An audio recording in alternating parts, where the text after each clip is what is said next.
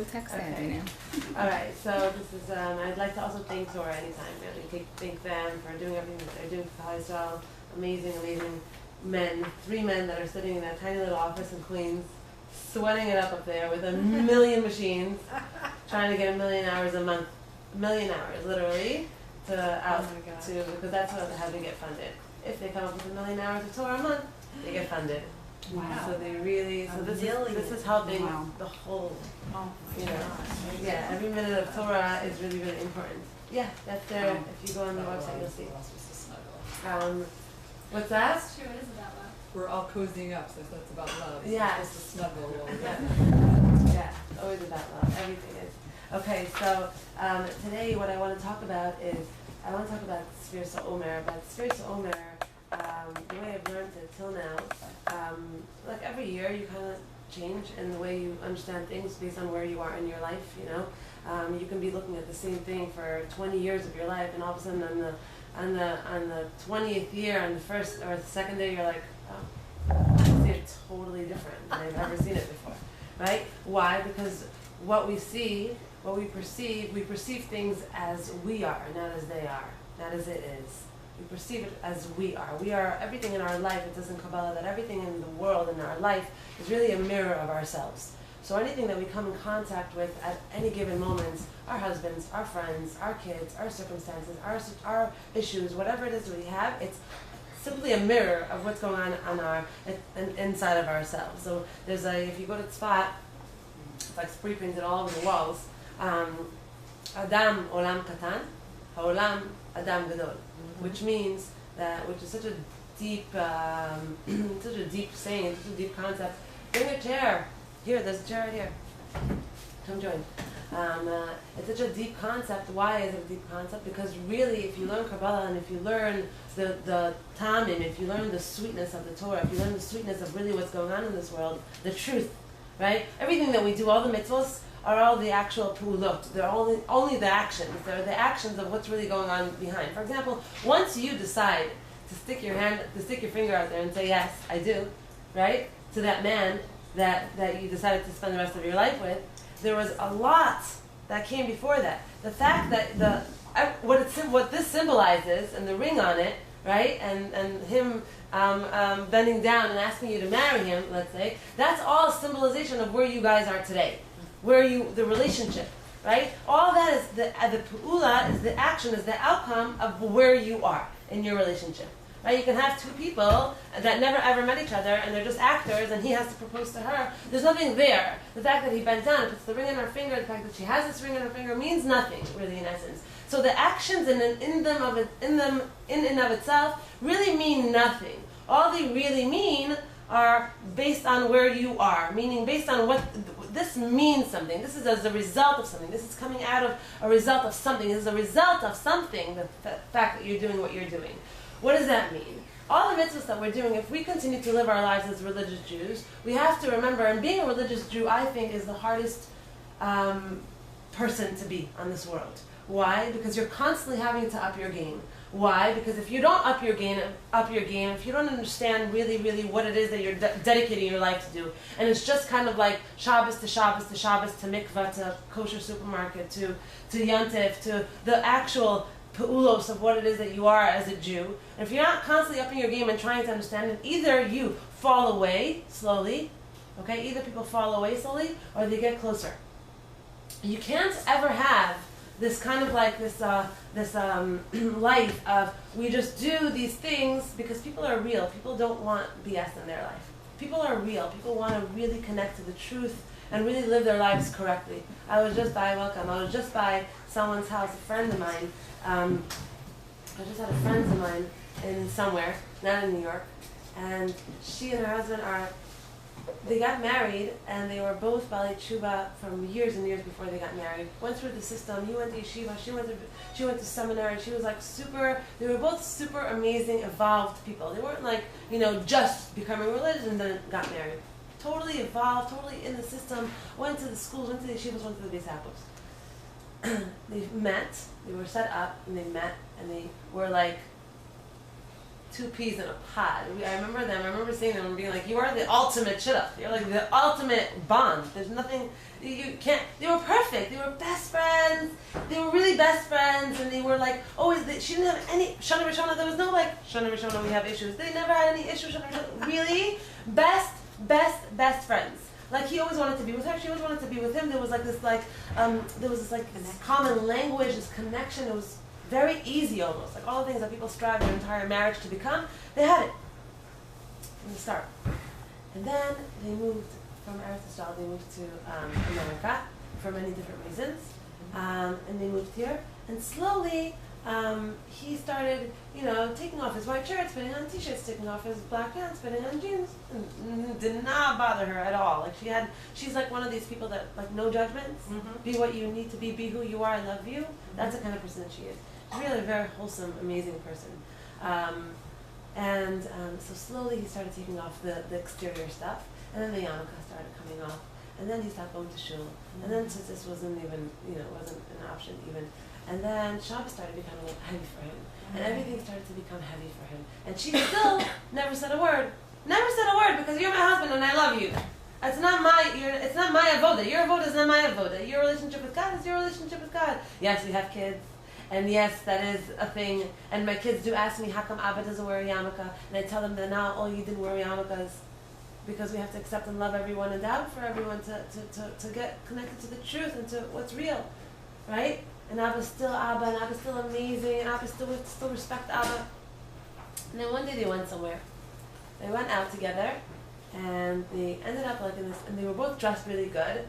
She wears, like, she's wearing these like funky head coverings, and he was like, had gel in his hair, and a leather jacket, and they went somewhere, and there was like, I guess they went to like a simcha or something, where there were a lot of frum people, there were a lot of shaitels in black hats, all right? Lots of them. And they get there, and he's noticing that everyone's just like looking at them and like talking, because he looks like this, like Calvin Klein walked out of the magazine, okay? And she looks like a nice, frum, religious Pisabo girl, right? And they're both like standing together and schmoozing and laughing, him and her, and they're getting looks from everyone. So she says, so one lady came over and she said, "Oh, who is this? Your brother?" And she said, "No, this is my dear husband." And another lady came over and she said, "Oh, is this your cousin that you were telling me about from Israel? That he came in?" And she said, "No, this is my husband." So a few things happened, and he started feeling really, really uncomfortable. And she started joking around, "You're my boyfriend, isn't that cute? I have a boyfriend." And he was like, "Let's get out of here." Because feeling as he did, he felt like the world was looking down on him for being him, right? And recently, very, very recently, he told her, "I love you, and you know that if anything happens, I'm always going to support you and the children." She said, "Why are you even saying that? Why are you even talking like that?" So why am I saying this story?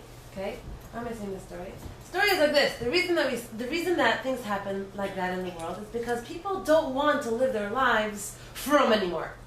People either want to be in the game and be inspired and be passionate and be alive about what they're doing and understand what is going on, because we all know that there's a God. And if we don't know that there's a God, it's okay that you don't know that there's a God. If you're not sure about it in your heart, then you should find out about it, right? You should be honest with yourself, right? But most of us know that, yes, we believe in a higher power, we believe that there's something going on in this world, we believe that the fact that the Jewish people are still around today doesn't make any sense. Right? We believe that every single generation there was always someone that wanted to kill us, and we're still here, and the world is still talking about us, and we're still the front lines of the newspapers, and we're still the headlines in the news, and it's constantly about the Jews. Right? Why? Because when there's something so unique about someone, then they usually have critics. Right? That's how it works. When you speak the truth and you are a person that has a lot of things going for you, then most of the time you have a lot of haters, right? And that's the way the world is. And it talks about anti-Semitism in the Torah, and why anti-Shem is right is Noachsan Shem Cham v'Yafes. Why is there all this anti-Shem, anti-Jew, right? Because something so unique and so specific and so incredible and so amazing about this Goy Kadosh. Right? There's a lot of haters, and haters have risen every single generation. And the fact that it is that way, the fact that is so clear to us that we're hated and we're always on someone's target, right? And someone's blacklist goes to show us that we're definitely the chosen people, and we're definitely God's nation, right? Because there's something so specifically unique about this tiny little speck on the map, right? Which is the Jews and Eretz Yisrael. So here we are, right? Here we are, and during this time of this in between, so Pesach, Sefirat HaOmer, and Shavuos is one unit. Okay, it's one cycle of time. In these classes at night, when I give them, we learn about the koach of the times. What happens during specific times in the world. Now we know that just because I can't see something doesn't mean that it's not there, right? We all know that, right? I just wanted to say about that, a friend of mine that lives here in East Rockaway, she's not a religious girl at all. She's super, super, super inspired, but she's not religious. She's, you walk into her house, she has like Eino Levado signs, she has candles burning for all the tzaddikim, she has Sfarim all over her walls.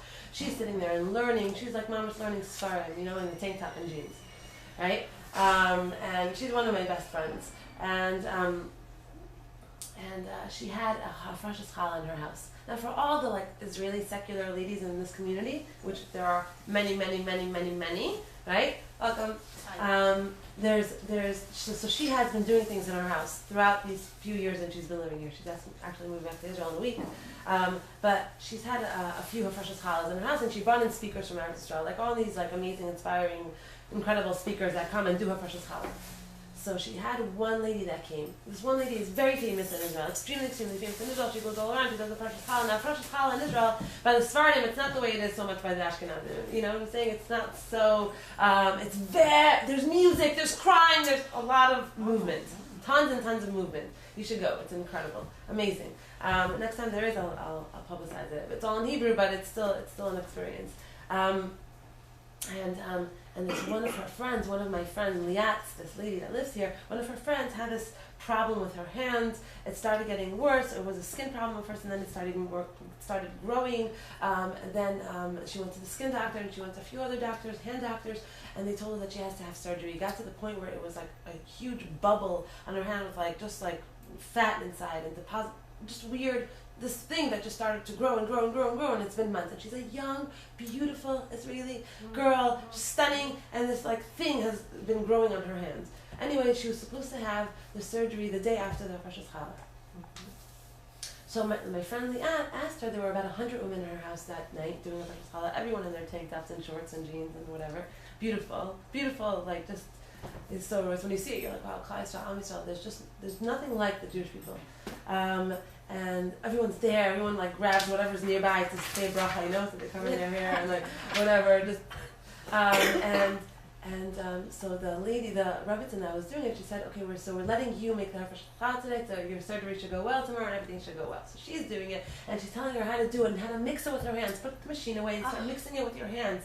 And while they're doing that, everyone's davening, and she puts the song in the background, Shema Yisrael, this Sephardi guy that's screaming with a microphone, Shema Yisrael, right? And everyone is crying, Eis Ratzon to daven, and everyone's davening, and she's mixing and davening and mixing and davening and mixing and davening. She's telling her, make sure to have the right kavanos on your hand, make sure only the right machshavos, and she's thinking and she's davening and she's mixing. The next day my friend Leah calls me and she's screaming on the phone. I'm like, okay, I don't hear you. Stop screaming, I don't hear what you're saying. She said, Yonit woke up this morning and it was gone. She was mixing it with the hand that had the blemish on it. And she said she woke up this morning and it was gone. She sent me pictures that there's nothing there. She called the hospital. She said, I'm canceling. There's nothing in my hand. It's gone. Right? So there are a lot of things in this world that we don't see that are very much here. A lot of energies that Hashem sends into the world that we don't see, but we can harness and we can hold on to, and they can be mashpia on us from the inside out. From the inside out, statistically proven that people that are shomer Torah mitzvos live longer than people that are not. They did this in Bar-Ilan University in Israel. It was proven, and my Rav, who's this vegan, and he's really eats just spinach and kale and whatever. He's living in the Gula time already, right? And he's in a different realm. He was saying, with all the schmaltz and all the herring and all the chalent, somehow we're still living longer, right? somehow we're still living longer. Why? Because there's the actual mitzvahs that we do, the bracha that I make on this water, the things, the pulos that I'm involved with that are spiritual, they're not here in this world. Why are you covering your hair? Why are you covering your knees? What's about your elbows that's so attractive? Who gives a hoot about your collarbone? Who cares about it? But there's something about it that when it's covered or when it's done and when there's the actual action that I'm doing, that I'm fulfilling this pu'ula, it's doing something that I don't see. Something's happening to me in my life, in this world, in the actual world, the whole world itself that's happening. It's an energy that's affecting the shift of the world. It's affecting my life. It's affecting my relationships. It's affecting me, right? You take a person that never was religious in their life and then you put them in a van. You send them to yeshiva, and all of a sudden they start doing mitzvahs, and it's not like they stopped doing everything they've ever done. They just started doing mitzvahs. And you talk to them a year later, they're a different person, and the way they talk, and the way they sit, and the way they...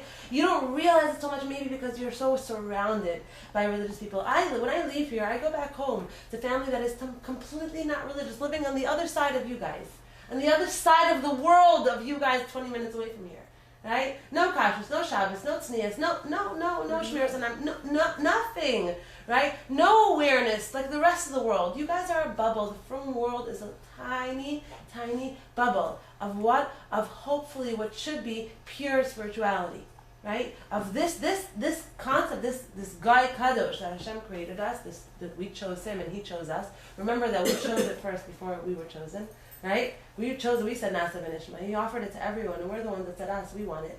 Right? With everything, we want it. So we chose this. We chose this. What is this thing that we chose? We chose to live in this world, a very physical world, that we look physical, we act physical, we have the same faces like non-religious people, or non-Jewish people, and I'm sorry, not non-religious, non-Jewish people. We all look the same. It looks like mankind, the human race.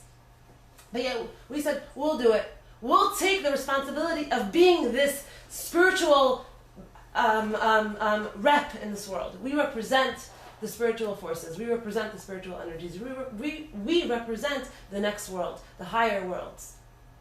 We represent what you can't see, but what you can feel. We are the representatives of that. That is what we were sent to this world to be. We were sent to this world, and we're scattered all around the world. When the Mashiach comes, it's gonna already be. Of course we all want Mashiach, and Mashiach is ideal, but right now we're in Galus, and there's something very amazing about Galus, about being in Galus. Something very amazing about the fact that he sent us all to Arba Kanfos Haaretz, that we were scattered all over the world. The reason that we're scattered all over the world is because we're supposed to be these representatives of Hashem, screaming Hashem's word all over the world. What is Hashem's word, in essence? That there's more than meets the eye. You are more than a body.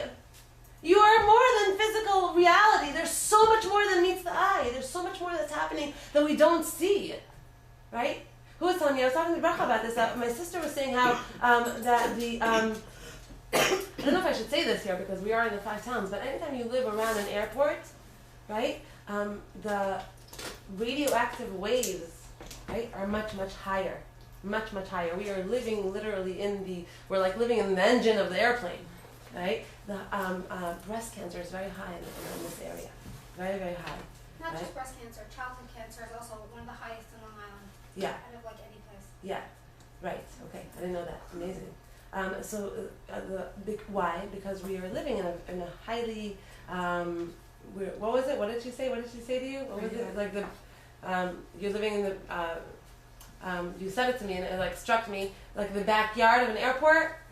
Oh, backyard of an airport. The radiation is just, it's everywhere. Right.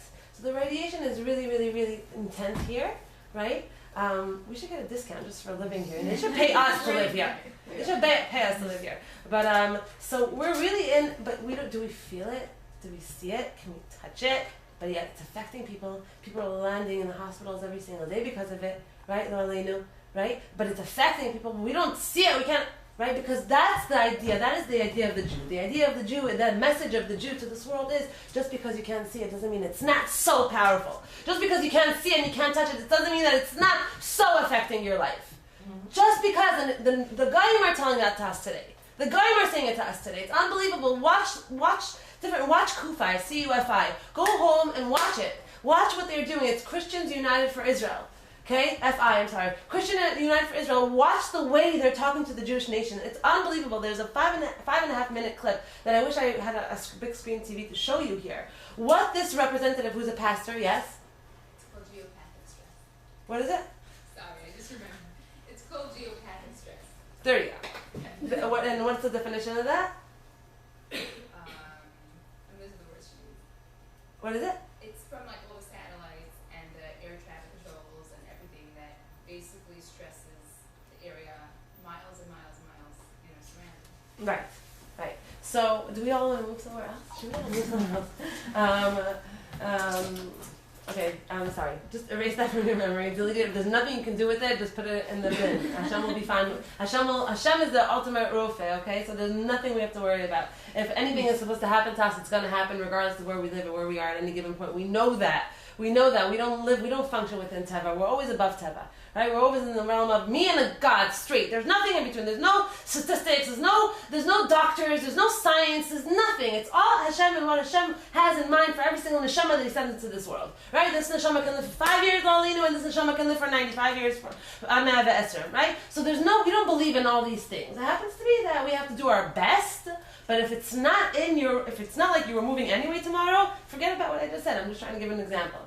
Okay? That's it. The example is, basically the message is that just because I don't see it doesn't mean that it's not very, very, very much there. So just because I have all these clothes on, and I have all these things on, all these things are very, very mashpia on my everyday. It's very, very mashpia on my life. I was by the same friend that I was telling you about before with her husband. Mm-hmm. And she opened the door and she was in leggings, and it was a long sleeve shirt, and the hair covering. So whatever, so we were schmoozing and we were talking, and I asked her, I was like, how about, I noticed, I know you for so many years, I've never seen your hair. I said to her. And she said, so I have to preface this and just say that recently, since my divorce, which was a year ago in a week, say Mazel Tov. Thank you so much. Since then, about 6 months ago, at home, I've gotten a lot more lax with my hair coverings. Like, I'll put a hat on and I'll have, where beforehand, it was much more like a thing for me, okay? Because it was my mitzvah and I like to breathe life into anything that I do. If I'm doing it, I don't want to just, have it to be a drag if I'm doing it anyway. So I'll try to make it not a drag, right? If you're going to the gym anyway, you might as well get excited about it and be like, oh my gosh, I can't believe I'm going to the gym, right? The whole time. Why? You're doing it anyway, so you might as well feel good about it. So I was trying to feel good about covering my hair all these years, even though my actual hair is so beautiful. It's like a carpet. Stunning. It took me 2 years to actually cover it at home. I remember my neighbors coming over, and they would come over right after Luch benching in Israel, and I would be all dressed for Shabbos with my own hair. And they'd be like, right? Girls, women, whatever, but they were married much longer than me, and I'd be like, give me a break. I just got married. It's very hard for me. I'm still holding on, right? Till the day that I just took scissors and ripped it off. Just ripped it off because it was just too much of a title for me.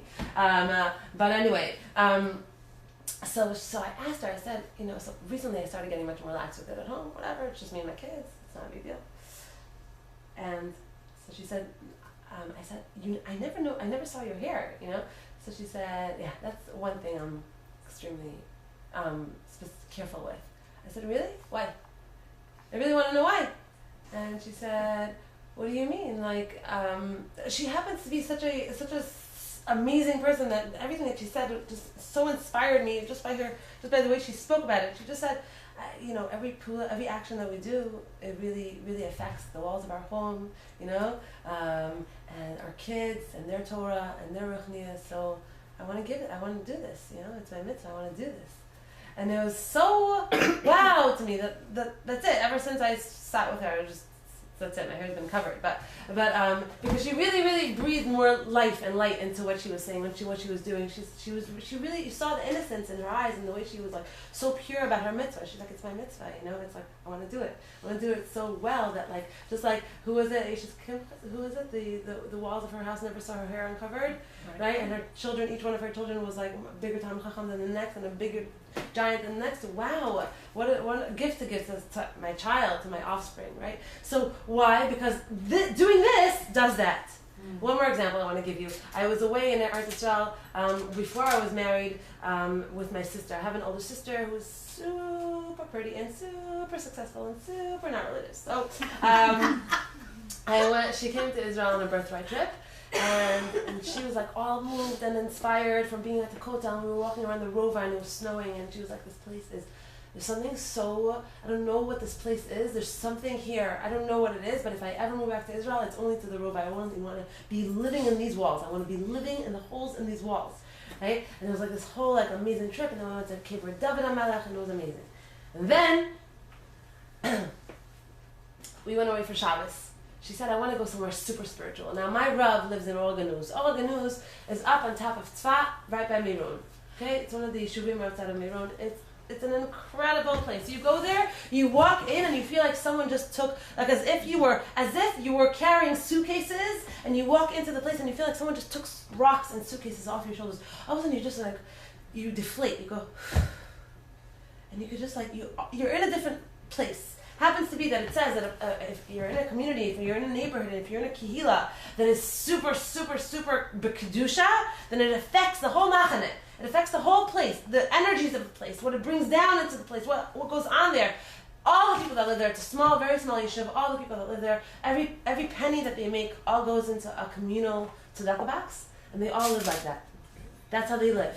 It's a very, very, the Baal Sulam, Rav Ashlak talks about it, how we're going to only bring the Geula when we're going to be completely in a place of netina, of giving to each other, but to the point where what you have and what I have is the same. This is not mine, it's equally yours, it's mine. I don't own anything here. Right?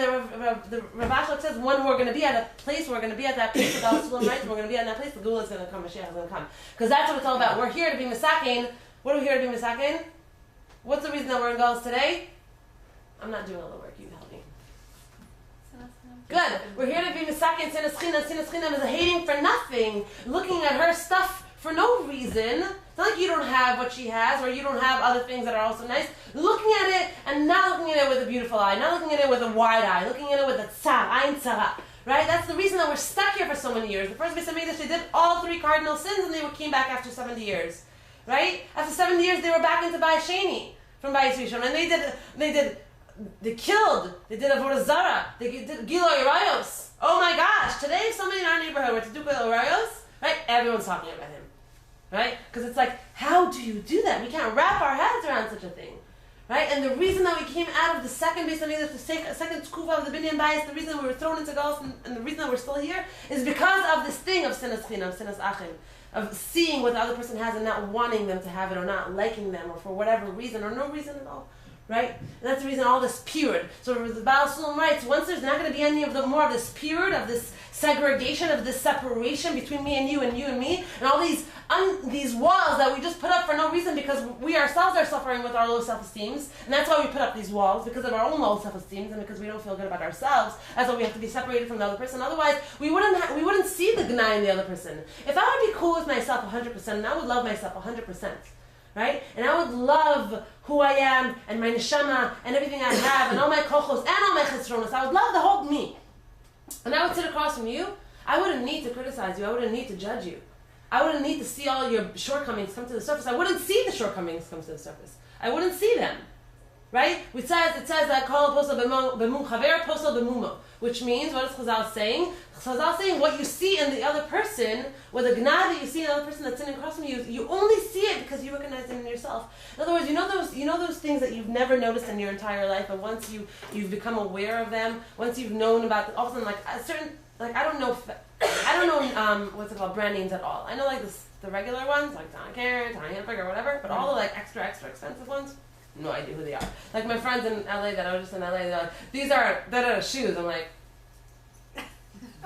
sorry, who's that? He's famous? He's fancy? Like, I don't know. I just don't know, right? So imagine I become like I never heard of Versace before in my life, and all of a sudden someone gave me a Versace bag for a present, right? And I like totally fall in love with this bag because it's like so much better than anything I've ever had from Target, right? And all of a sudden I start noticing Versace everywhere. Wherever I go, I start noticing Versace. Their logo, I see it everywhere. I see it in every Macy's, Sephora, everywhere I go, I see them.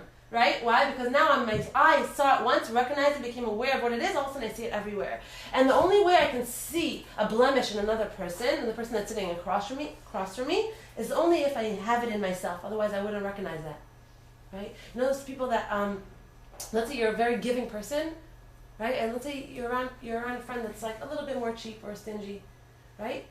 It doesn't bother you. You can notice it, but it doesn't bother you as much at all. It would only bother you so much if you were stingy.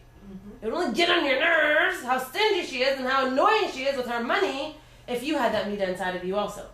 If you were like super like giving, and you had a good friend that was like a little bit more calculated with her money, and every receipt she has she puts into her Excel sheet, and be like, all right, it wouldn't grate on your nerves. And that's what Chazal say. Chazal say that anything that I see, any blemish that I see in a person that's in a crush on me is only because I see it in myself. I have it in myself. So the only way to have it disappear in the person that's in front of you, the only way to make your husband more attractive in your eyes is to work on yourself.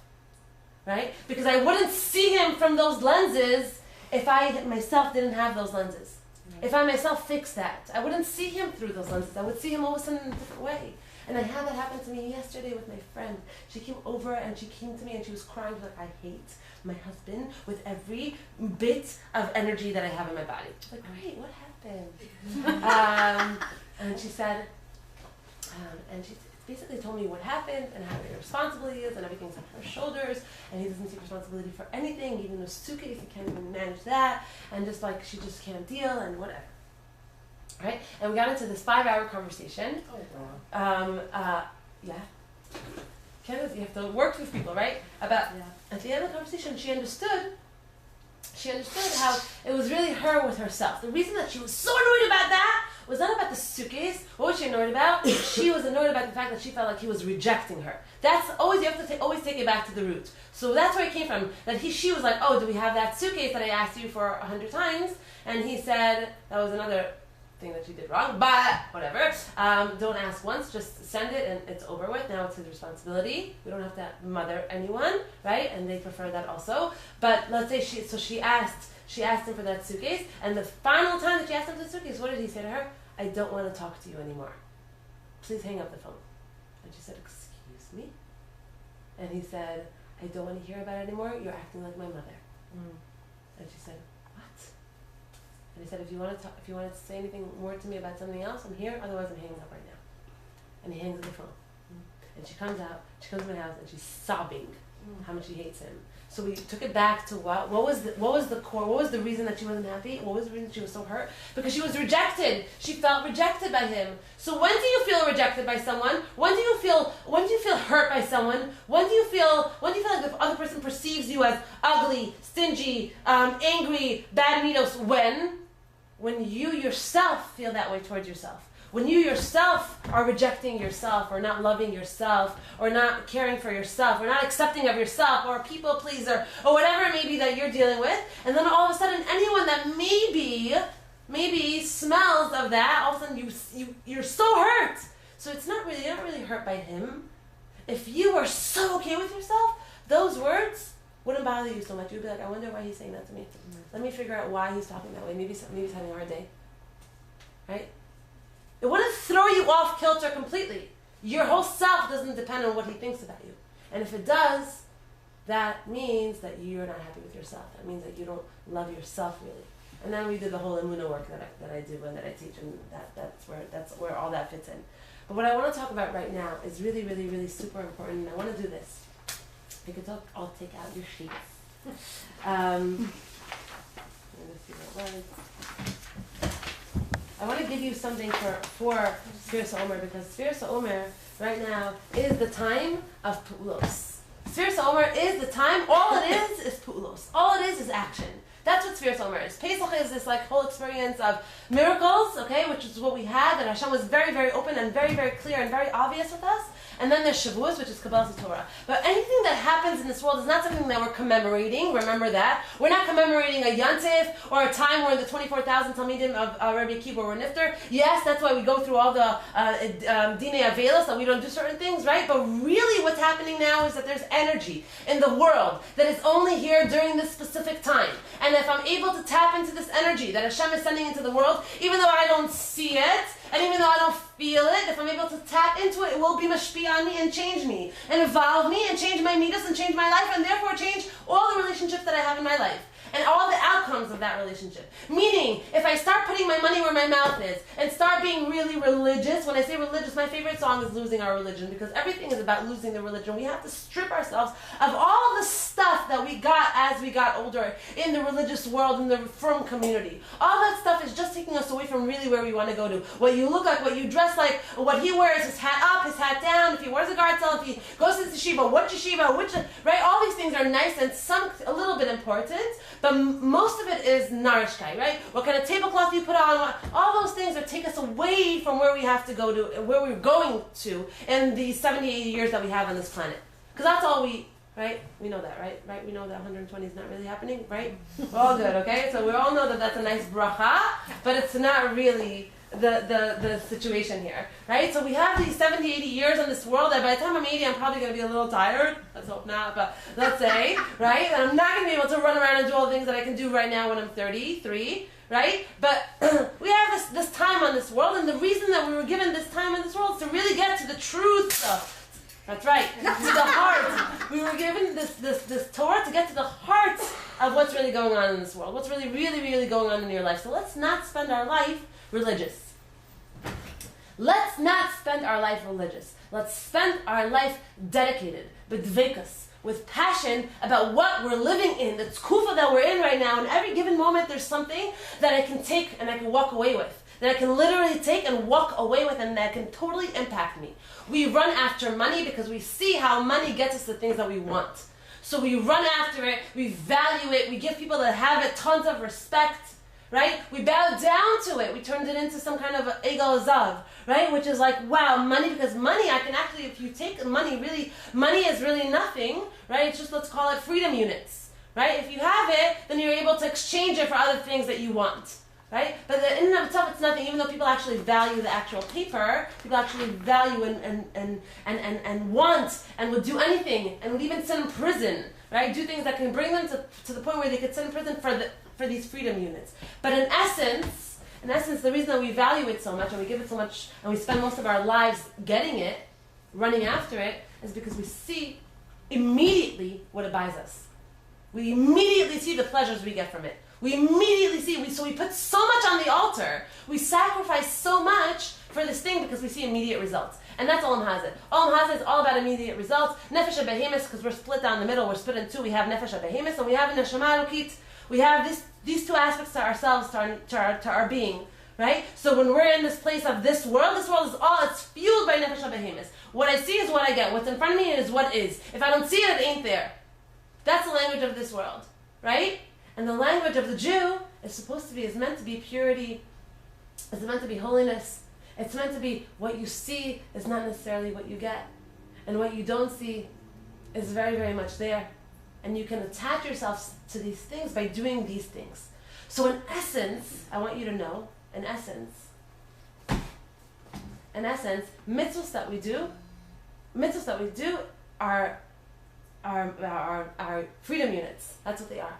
But the more mind I attach to it, and the more understanding I attach to it, and the more heart I attach to it, because bottom line, everything is heart. Rahman Ali Baba, Hashem says He wants our heart. The more heart I attach to what I'm doing, the way I'm living my religious life, the more I'm able to experience the pleasure from it.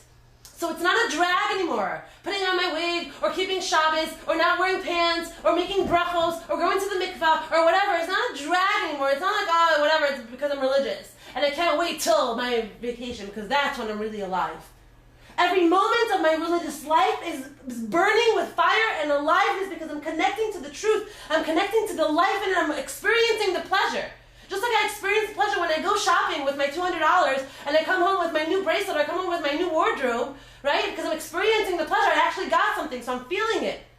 And when I'm dedicated and when I'm involved and when I throw myself into the fires of mitzvahs and Torah and Kedusha and I'm learning and I attach my mind and I understand what I'm doing, then all of a sudden I'm not religious, I'm not from anymore.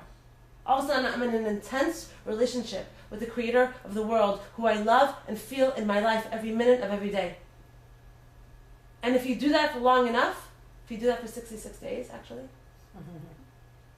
says it's been proven scientifically that if you do anything for 66 days long, then it turns into a habit. It turns into you, right? So if we do that for an extended period of time, meaning breathe life into the pu'ulos that we're doing anyway in our life, to who I am anyway in my life, to the bracha that I'm making anyway, right? And it's all in what you're learning. It's all in what you're exposing yourself to, and how much truth you're exposing yourself to. The more non-truth I expose myself to, the more movies and radio and all that stuff that I expose myself to. It's not that it's astar. She listens to non-Jewish music and he doesn't listen to non-Jewish music. That's so juvenile. It doesn't. Where does it say we're not allowed to listen to non-Jewish music? It's not even allowed or not allowed. The reality is that you become more of what you eat from. That's it. That if you're a person that wants to, you have two options. You have the tree of life, right? And then you have the river of death, because that's really what it is, right? You can eat from this and you can eat from that, and we normally eat from both most of the time. Right? But it has to be, I have to know that the more I'm connected to the tree of life and the more I'm connected to the truth and what it is that I'm doing, then the more alive it becomes. And the more alive I become, and the more connected I become in the more spiritual I become. And all of a sudden it's not, I don't want to not daven, I want to daven. In the beginning when you start going to the gym, it's a drag, and after a month and a half, you want to go to the gym and you're all of a sudden like, what? I'm stuck with this child, what am I supposed to do with him? I have to go to the gym! I need the gym. It's like my coffee in the morning. It turns into like your need. It turns into like I need it. My body needs it. I feel like I need it. Right? Because you've done it for long enough. So I just want to say, I want to just read this to you over here. Let's read this together. You have the sheet? Okay. It says like this. He's talking about Sefirat HaOmer. He says like this. Hashem says to them, after Pesach, after Mimachas Shabbos is the first night of Pesach. Hareini, ani, ozev etchem hayom lanefshechem. I'm leaving you today. Lo rimutachem etmol. The only reason I brought you to a certain level of closeness to me yesterday, meaning on Pesach, is in order now. I want to take you a step back for a second and just give you a backdrop for a second. This is not about what happened then. This is happening right now. These are, what we're about to read right now, are the energies that Hashem is sending into the world right now. So if I'm there mixing it up, if I'm there involved in this energy, it will heal me. It will heal me. It will take me to the next level. I will become a different person. These things really work. Torah really works. Mitzvos really work. Going through the avoda of midos really, really works. It really impacts. It really changes you, right? So he says like this. He says, the reason that I'm leaving you right now after Pesach, I'm not really leaving you, but I'm dropping you as if, meaning what the energy of today is midbar. I'm walking through the midbar. That's Sefirat HaOmer. Walking through the desert, feeling hardships in my life. Anyone that I speak to today tells me, Devorah, I don't know what is going on, but I'm going through such a difficult situation. Every single day of every single minute of my life, I'm struggling. I'm struggling with so many things. Everyone I speak to is struggling, difficult struggles. Not pashat, not stam. Everyone, not just you. We all have it in a different way. Okay? I just want you to know. And he says like this, he says, Dafka, the avodah of Sefirat HaOmer is that we're going to feel like we're in the desert. We were dropped in the desert and we don't feel like things are getting better. And we don't see a light at the end of the tunnel. And we don't feel like things are getting, like Hashem is involved. Like, where are you, Hashem? I'm davening, I'm doing mitzvahs. Where are you? Help me. Help my friend. Help my mom. Help these people. Help. Where are you? Look at us. We're being from. We're doing mitzvahs. But where are you? Right? And he says right here, this is what Hashem is saying to us. This is the power of the time. Shetidu. Okay? The reason that I'm leaving you now is כדי שתדעו מהי רוממות הנפש שאליה תהיו חותרים להגיע אליה ברצון עצמכם ובזכות מעשיכם. You should just know, I took you out. Okay, this is metaphorically again. I took you out of the darkest times in your life. Remember a dark time you had in your life. Try to remember a hard time that you had in your life, where you felt like, this is so crazy that I'm in this time, I cannot breathe. And remember the miracles that happened to you. Remember the closeness that you felt to Hashem. Remember how that changed you. Remember what a strong person you became from that. Remember how that specific hardship made you who you are today. Because of that, you're a different person today. And you maybe even chose to marry a different kind of person because of that experience that you had. It changed you and evolved you into something that you weren't till then. So Hashem says, I took you out of Mitzrayim, I took you out of your hardship, I showed you the makos, I brought you to such a high level, I took you through Yam Suf. Yam Suf is Gematria, Yam is Gematria 50, and I'll explain to you what that means in a second. I showed you, it says to the point where the Shivcha says, wow, there's Hashem, where everyone that was so blocked, that was so full of Tumah, that were doing so many Averos, all of a sudden we're in such a high level of like, wow, I can point to the Creator of the world, I see the Merkava, I see the heavens, right? And then he drops us at the end of the Yam Suf, he drops us into a reality of desert, a reality of nothingness, a reality of wilderness, a reality of galus. And we feel alone. And he says to us, the reason I'm dropping you now is because I want you from your own power, from your own strength, to climb back up to where we were yesterday, to where our relationship was yesterday, to where our relationship was when we were so good with each other. Now listen to this. B'schut ma'asechem, with the power of your efforts. Now is all about us. Now, on this day, you are starting. 50 yemim tisperu, count 50 days. 50 aliyot ta'alu. 50 aliyot, 50, help me? Levels. 50 levels, 50 what? Steps. 50 steps, yeah, ta'alu, go up, bishtadudchem, with your hishtadlus, not me being like, wow, Kriyas Yamsuf, big God stories, making Nisim happen for you, saving your life, not me, from your efforts, because the only way for you to get to a level of real closeness, real passion, real fire in your Judaism, in your life, in this world, the way for that to happen for you is only through you doing the work. Hashem says, I can come down to the world today and I can make miracles for sure here on Central Avenue. I can make major miracles in your life. I can heal you. I can send you everything that you've ever wanted. I can give you the money. I can give you the spouse. I can give you the kids that you want. I can give you everything that you want, but that's a no-brainer. That is a no-brainer.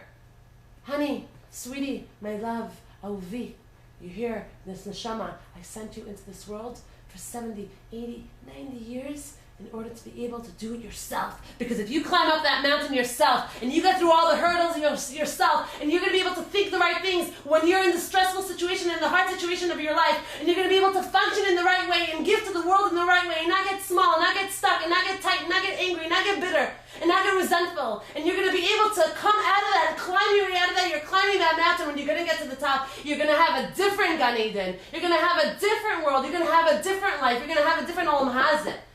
You're going to have a different Kabbalah Torah. What is Kabbalah Torah? What is Shavuos? Every single one of us is going to get there. Every single one of us is going to get there. But Hashem says, I'm giving you these 49 days. Why 49 days? Because they were in such a 49th level of Tumah. Hashem says, you have every single day, every single one of these days of Sefirat HaOmer, it's 49 levels of Kedusha. It's She'arei Kedusha. That's what these days are. It's 49 days of being able to pull myself by myself with my own strength, with everything that I have inside of me, out of the gutter that I have going on in my life, out of the hardships that I have going on in my life, out of the mud that I have in my life. And we all have mud. Each of us has mud. Every single one of us has mud, so we can get upset, and we can get angry, and we can get resentful, and we can get bitter, and we can get like, I don't really care even. I don't even care. I'm just going to live my life and do what I want. I don't even care. I don't want to care. That's an option. I can throw myself into the world of physical pleasures and try to distract myself all day with movies and media and going out and maybe drinking or doing whatever to distract myself from my life. I can live that way. Or I can harness the powers that I have within me, because each and every single one of you is a powerhouse. We are powerhouses. Because of the Nashim we're going to get out of this galus. Because of the Nashim we're going to raise a generation of Gedolim. Because of us, because of our actions, because of our thoughts, because of our minds, because of who we are and what we have to give. It's because of us. And when we get small, and when we get angry, and when we get bitter, and when we close ourselves off, and we would just want to scream, and we want to just cry, we're taking all that potential, all that power, and we're locking it up and putting it away. And Hashem says to you, now, specifically during Sefirat HaOmer, I'm leaving you. I'm not going to help you because you can do it yourself, because you're an amazing mountain climber. And when you're going to get to the top, it's not going to be the same as if I brought you to the top. You're going to get to the top and you're going to feel what it means to be Kedusha. You're going to feel what it means. When you're going to get through these struggles in your life, you're going to feel what Kedusha means. It's not frumkeit. It's not how long your skirt is. It's not where you got your shetel. It's not gefilte fish on Shabbos.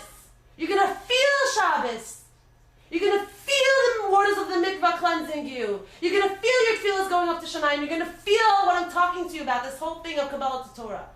Kabbalah Torah, each and every one of us is going to get there. But it depends. Every one of us is only going to receive what we put into our time here, what we put into our avoda here. You can have one person looking at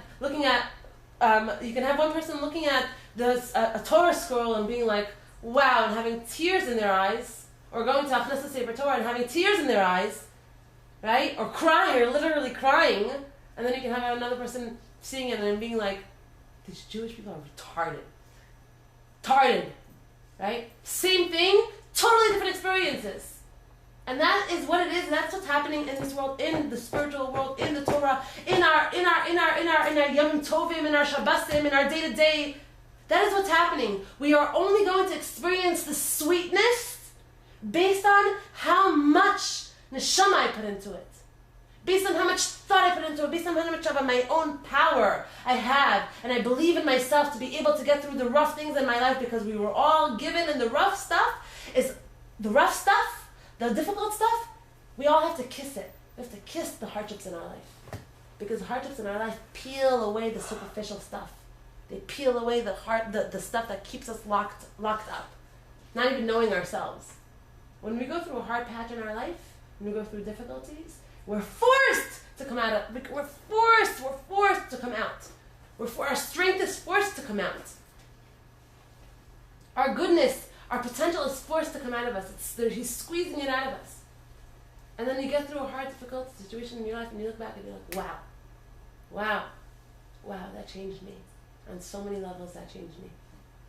My divorce was the greatest thing that has ever happened to me in my life. Not because I got divorced, but because of the pit that I fell into afterwards. The darkness, the sadness, the loneliness. And from there, I picked myself up with God's help. From there, how? Just by learning, just by reading, just by programming my mind to think the right things. And not to go into, not to sulk, that I sulked enough. But not to continue sulking and not to continue feeling bad for myself. That only from there can you grow. And I'm such a different person than I was last May. I know things about myself and me. I didn't know me last May as much as I know me now, and I can't wait till next May. Because that's where we're going, that's where we're heading. So he says like this, I'm going to finish with this. Hayom hazeh atem matchilim, on this day you're starting, the day after Pesach. 50 יום תספרו, 50 days count, 50 עליות תעלו בהשתלותכם אתם, עד הגיעתכם לסוף 50 יום למעלה עליונה, מזו שהייתם בה אתמול. And you're going to, every single day, you're going to get to another level than you were the day before. אז תהיה מעלתכם קניין נצח ולא תמוש מכם לעולם, because only through that, only through your own struggling, only through your own climbing, is it something that you're going to acquire forever. It's not something that was given to you, something that you yourself got to in your life. And that can never be taken away from you. Your actions can never be taken away from you. Everything else in the world can, besides for what you do. הקריבו היום את קרבנכם מרצונכם. Bring up your sacrifice from yourself, from your own soul. What's our sacrifice? Every single one of us has our own sacrifice that we have to make. Bring up that sacrifice from yourselves. Now it's some inspiration from above. Now it's some amazing God story that he all of a sudden saved my life, or I didn't get on the plane and the plane crashed. Now it's some big God story from yourself, from where you are in your day-to-day, in your mundane today, with all your hardships, with all your struggles. From yourself, bring that carbon. From the place where you are right now, without all the sprinkle and the shine. And you shouldn't, he says, and he's telling us how to do it, how to work on ourselves, how to grow, he's telling us right now. He says like this, don't be fearful, your heart shouldn't be fearful that you're not doing enough, that you're not from enough, that you're not religious enough, that you're not practicing enough, that you're not having enough kavanah when you're saying those brachos or when you're keeping Shabbos. Don't be fearful that you're not doing enough, he says. Because your first step, should be, it's going to be a very, very small step, but that's how he's saying, that's how it is. That's how it is to get close to the truth. Small steps means small adjustments in your thought processes. Small adjustments. You want to get annoyed, you want to get frustrated, you want to remember that the way you respond to something in your life is where that thing is that's the soil it's going to grow in. So if you respond with lack of patience and sadness and a feeling of giving up on the relationship or on the child or on yourself, that is the soil that you're going to be growing in, or that thing is going to be growing in, that relationship is going to be growing in. You give whatever is in your life, whatever situation is in your life, you give it definition. Even if it doesn't seem that way. You say this thing is going to grow, this thing is going to be amazing, this child is going to succeed, this child's going to grow, and it's going to grow into a tzaddik, into a talmid chacham, into a happy person, into a healthy person, even though it does not seem that way right now, because your thoughts are literally the soil that that thing grows in. So even though things seem very much dead end right now, he says, your first step is going to seem very, very small to you and insignificant to you. That's why Sefirat HaOmer, what's Omer? What is it? Barley. What's a kernel of barley? It's nothing. It's counting the barley. That's the times that we count in the field, and we have to give a certain meiser from the field. That's what Sefirat HaOmer is. It's barley, it's nothing. It seems like so insignificant. Okay, and he says, he says that for your own wants you're going to be, and he's going to explain, only from your heart. Whatever it is in your heart, from there you have to start. Not from your mind. Start from your heart.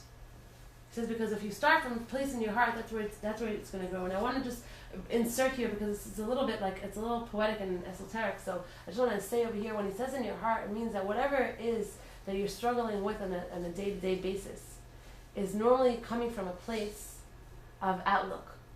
And if your outlook is negative, it means that you're unhappy with yourself. Just giving you like the Emunah conference in like a nutshell. Okay? If your outlook is negative, that means that you're struggling with your own self-love and your own self-worth. And it could be because of things that you were told as a child, and the criticism that you grew up in, and how demanding people were of you, so you grew up with that own self-talk, internal self-talk of I'm not enough, I'm never going to be enough. And then when you're a person that's like that, then you end up being negative. You end up being negative towards your kids because you want them to be more, and you end up being negative towards the people that are closest to you usually. And how do I know if I'm a negative person? I'm smiling all day. How do I know if I'm a negative person? If I'm able to be critical of everyone around me, and I see the gnai in everyone around me, then I know that it's the little girl inside of me that is suffering. The little girl inside of me that has been spoken down to so long that from her, I'm living my life from her. I'm living my life from that place of feeling not good enough. I'm not doing enough, right? First step in life is to accept yourself as who you are and what you are, and love yourself. And once you're able to be there, and if you want to do that, God willing, I'm starting a VIP course where I'm going to be teaching the basics and how to be able to really love yourself. It's something that I learned on my own skin this year. Really, coming from a place of not loving myself, smiling big and wide to the whole world, really being a happy person, but not loving myself, being negative, being critical, right? And everything has changed because of it. My teaching has changed. The way what I choose to teach, everything has changed because of it. My relationships, people that I used to grate on my nerves today, I wanted to see them and love them and hug them and kiss them. I still have a way to go.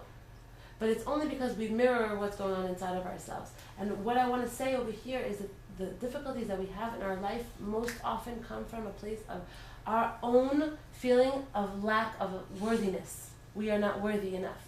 And that's always the root. So we're fighting with this one, and we're fighting with that one, or we're feeling like he's at fault and she's at fault and it's her fault and it's her fault. But really, we're being so hurt because we're not okay fully with ourselves inside. And so Hashem is saying over here in this mamar, it's saying over here that what is Sefirat HaOmer?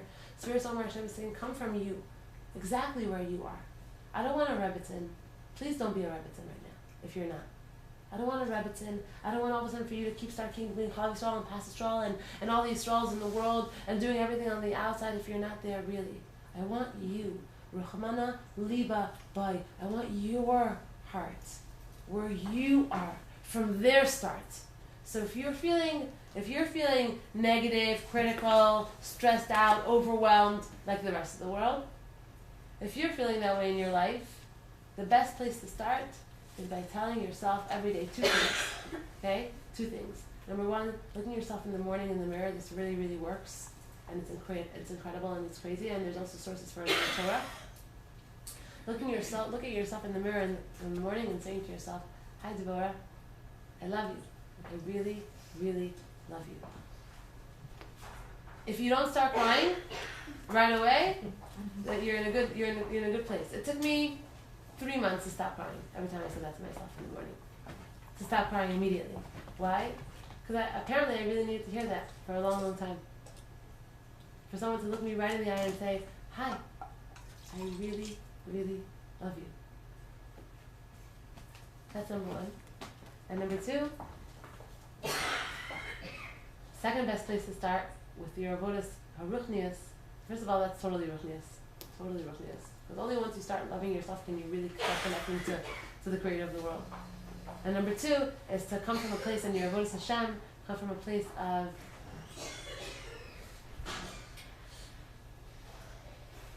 I'm working on my das, I'm working on my machshava, I'm working on whatever it is that's going on in my head to be positive. And once that turns positive, then from there you can really, really, really live your life in an emunah way. What does it mean to live in an emunah way? To know in your mind that Hashem He is pulling you in the direction that He wants you. He is taking you where He wants you. Even if it seems like He's taking you somewhere difficult. There's something in that difficulty. There's something in your life that your attention needs to be gravitated towards. And the only way for you to actually see your tikkun in your life, please listen to these words, because if I have said anything, it's these words. The only way for you to find your tikkun in this world, to know what your tikkun is to look at your life as it is and to see how you feel about your life right now. And if you're even a little bit dissatisfied, angry, not happy with your life right now, it's good. Why is it good? Because it's pointing the arrows. That means that you're in the right place. And what does that mean that you're in the right place? Our avoda is to love what we have. That is our avoda. How do you love what you have? Number one, by loving yourself, because you filter everything from this being. Everything comes from yourself. So number one, by loving yourself. And if you really, really want to do that, then take my VIP program. It's not set up. It's not done yet. When it is, I'll let you know about it. Okay, I'm still putting it together. And number one is loving yourself. And number two is coming from a place of whatever happens to me in my life, in my day-to-day, whatever happens to me in my life, in my day-to-day, I don't know why it's happening. I don't know the reasons that it's happening for, but I know and I accept that it's from complete love. And I know that I accept that it's from complete love and be in that. You're sitting in traffic and you really, really have to get somewhere and you really, really, it's going to be terrible that you're not going to get to that place on time. There is nothing you can do about it. And getting angry and getting upset and getting bitter is not going to change the reality and change the situation. So you have to alter your thoughts. Life is all about altering your thoughts. Alter your thoughts. Make your thoughts work in your favor, not against you. Right? And that is so, so, so important, because you know why? And that's what I'm going to leave you with right now. Because our thoughts create our reality. And if we think good, it will be good. And if we think positive, then we're going to see positive outcomes. Meaning, it's very, very difficult. Try it. I test you today. The rest of the day, think only good. Meaning, you're not criticizing yourself or anyone.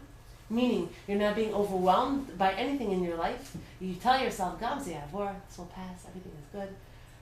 Everything is fine. You tell yourself Hashem's taking full care of you just like He has till now in your life. Say to yourself, how old am I today? 33 years old. So for the past 33 years, He's taking good care of me. I'm still okay. With all my worry and all my fear of not having, I'm okay. I'm still okay. So say that to yourself. How old am I today? 20, 30, 50? How old am I today? All these years I've been okay. I'm still alive. I'm still above ground. Cool. Everything's going to be okay today. And I challenge you all day today to only think positive thoughts. Meaning, not fearful thoughts. If I don't pay this on time, if I don't get there, oh my gosh, I'm going to lose my house, I'm going to lose this, or this is going to... None of that. You are going to glide today. Do what you need to do. Have a very effective day, an eventful day, and a great day, but totally positive thoughts. I challenge you. Let me know how difficult it was. It's not easy. When you do it the first day, and the second day, and the third day, it's like being on a diet, only water. Okay? It's only water. Our minds automatically go to the negative. And if you stay away from the negative and you go to the positive, you will see positive results. Thank you so much for coming. Thank you. Have a beautiful spiritual Omer. And I hope to do this again before Shavuos. Thank you. Have you heard of innate health? What? Innate health? Tell me. No, my first speaks like all about controlling your thoughts. Like not letting your mind go into bad thought. You can have a bad thought that don't Dwell. yeah, like let it pass. Yeah. You know, like it's really powerful. Wow, innate health? Yeah. Right now. There's a lot of video. I just What is it called? Innate health. It's a whole movement about Say that again? innate health, like the like your Innate. But it's really powerful. Thank you. My university like has a lot of videos online about